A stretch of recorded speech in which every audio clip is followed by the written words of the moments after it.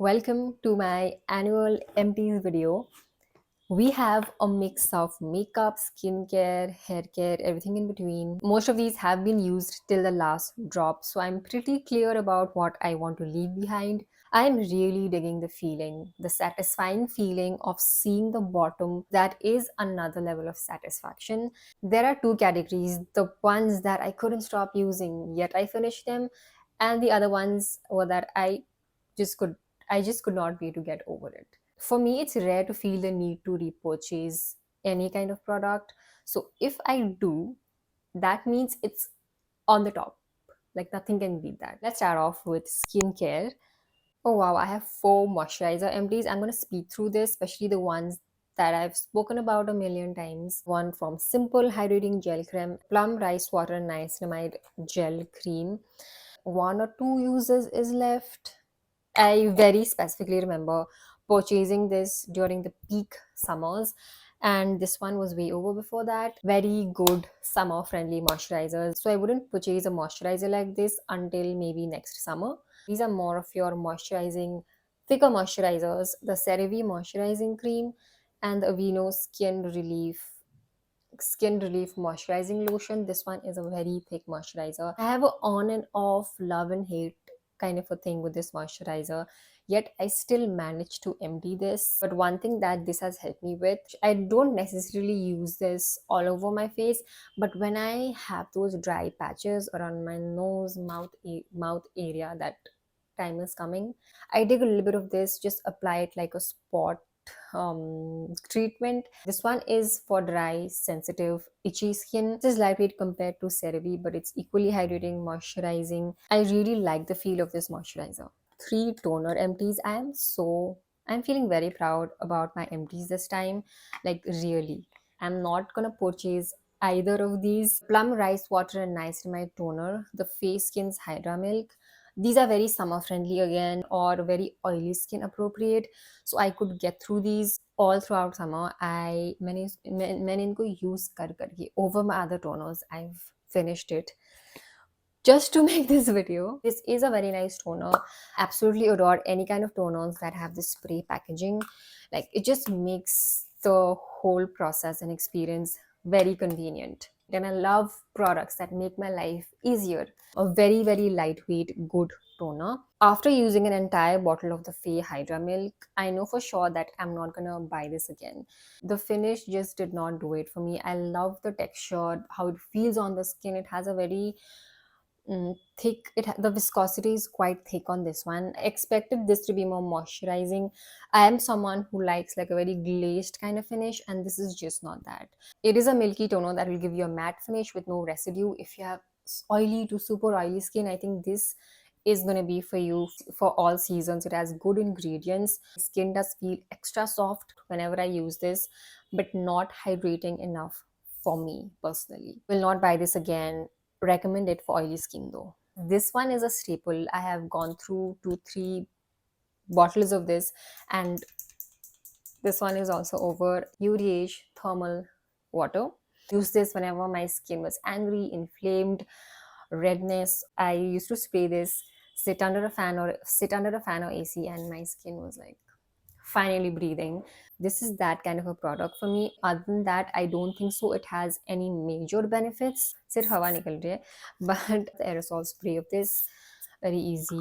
If I feel the need that my skin misses this and wants this, I might repurchase, but specifically not for now. Let's talk cleansing, and I have four of them right here. I'm going to talk about facial cleansers first. Both are Korean cleansers, surprisingly. The first one is the Cosrx Salicylic Acid Daily Gentle Cleanser. Oh my god, this took me uh, this took me more than a year and a lot more than that to finish this. If I roll this up and I squeeze up, some product will still come out.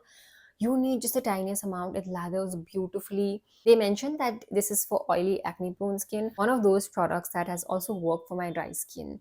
But this is only included if I'm doing like a double cleansing. It's one of those creamy foaming cleansers, that cleanser that makes sure that my skin is squeaky clean, but also does not excessively dry out my skin. Also, when I feel like I'm breaking out, like right now, I use this. I think I should have like a exfoliating cleanser in my stash. I have my eyes on the CeraVe's Essay Cleanser. Other one is the, I am like, this is the Beauty of Joseon's Green Plum Refreshing Cleanser.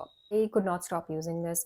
I could not stop using this. I did mention this in some of my favorites video, I'm sure. This is like an upgraded version of the simple refreshing cleanser with a lot more ingredients in this. Like, it is a low pH cleanser. It has this bouncy slippery gel texture, very similar to simple one, and this never let my skin feel dry. I really did enjoy using this cleanser while I used it. Coming to makeup removers, I have this in almost all of my empties. The Bioderma's Sensi Bio Micellar Water. Why I like this over other micellar waters: never burns and sting my eyes. I can use this aram se around my eyes. Never burns, never stings, does not give me any irritation no matter how my skin is feeling. In fact, it makes it feel better. The best micellar water that you could ever get. I rest my case. If there is one product from my entire empties that I will surely repurchase, it's this. And I already started using another one. This is a bigger one. I have finished 2 or 3 of these before. This one also, more than half is over. I use this probably every single day. I would, I think I'm gonna get like the bigger one that comes with like a self-dispensing one. Even broke the cap. That's how much I use it. I finished this cleansing oil from Claire's very religiously, very religiously, very dedicatedly. I have used this and I finished it. This one has quite a thicker texture than the Face Shop one.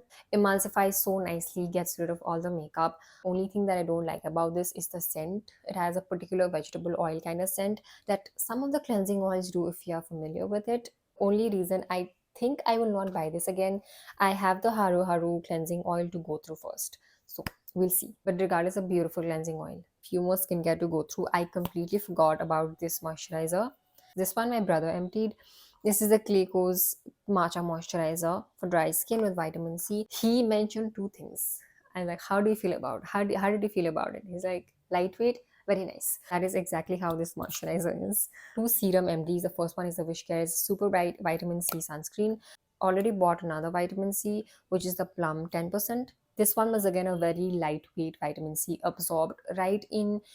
I feel this is a very good beginner friendly vitamin C. If you're a first time trying vitamin C, this one is going to be a good one to pick. Dot&Key Strawberry Bright 10% niacinamide face serum. This one is a very recent serum that I tried, and you have like 2 uses left maybe, but this is a big no for me. Like, I have tried better niacinamide serums, and honestly I bought it for the hype. I bought it for the pink color, but I had used better niacinamide serums, the plum one, which has a milky texture. Really like that over this one. I already have it. Luckily, I used it consistently and it did get over quickly. Happy to get rid of it. This is a pass for me. 2 sunscreens, the Wishcare Niacinamide Oil Balance Fluid Sunscreen. I've already gone through the yellow one. I'm kind of bored with these super fluidy sunscreens for now. Simple hydrating UV fluid. Never emptied an SPF this quickly, but I really enjoyed using this. It is a fluid sunscreen, but not as fluid as the Wishcare one, not as fluid and watery as that one. It has a more creamier, more milky texture. A lot of you said this pilled on them. Personally, for me, it didn't pill on me. This pointed nozzle that a lot of Korean sunscreens have. Only have one lip balm for this video.